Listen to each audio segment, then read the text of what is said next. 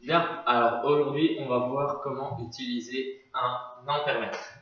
Il faut savoir que dans notre collège, on n'a pas d'ampèremètre, mais on a des multimètres. Sur le multimètre, on voit qu'on a plusieurs sections. Donc, cette section ici est consacrée au volt, celle-ci au ohm et celle-ci aux ampères. C'est celle-ci qui va nous intéresser.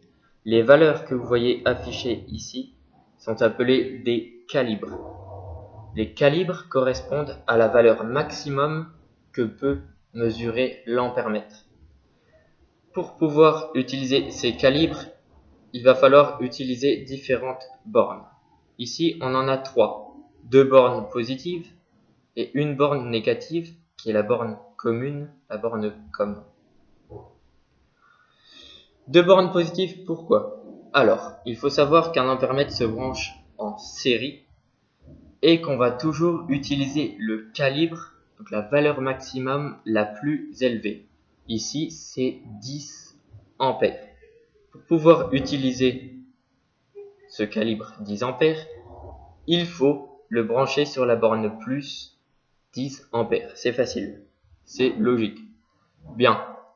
Maintenant, si la mesure le permet, c'est-à-dire que si l'intensité mesurée n'est pas trop élevée, on va pouvoir passer à un calibre inférieur afin d'avoir une mesure plus précise.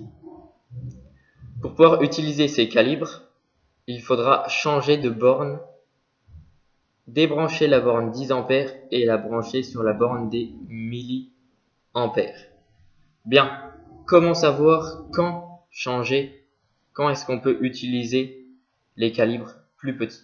C'est simple.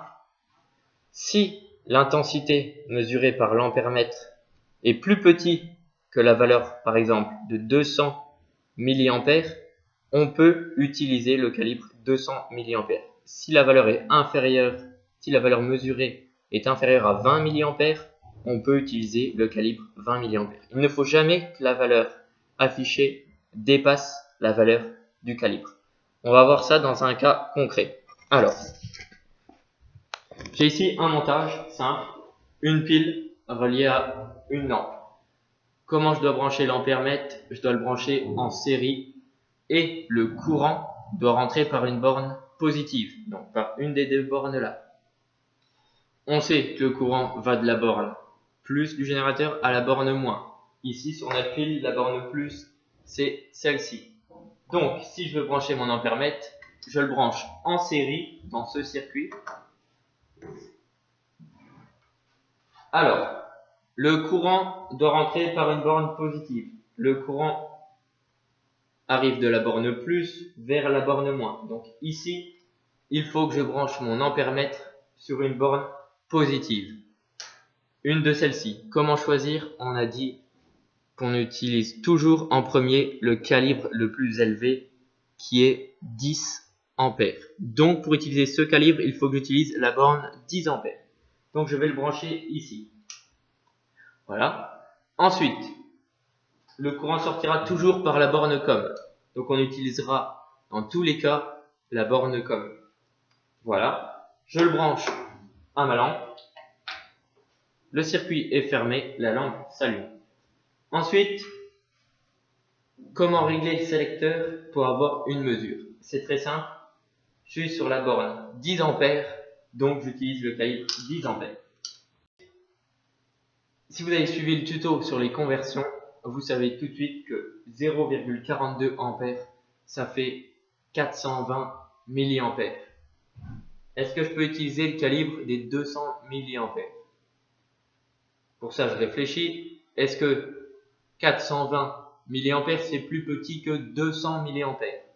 Non. Donc, je ne peux pas utiliser le calibre 200 milliampères afin d'avoir une mesure plus précise. Sinon, je risque d'endommager l'appareil.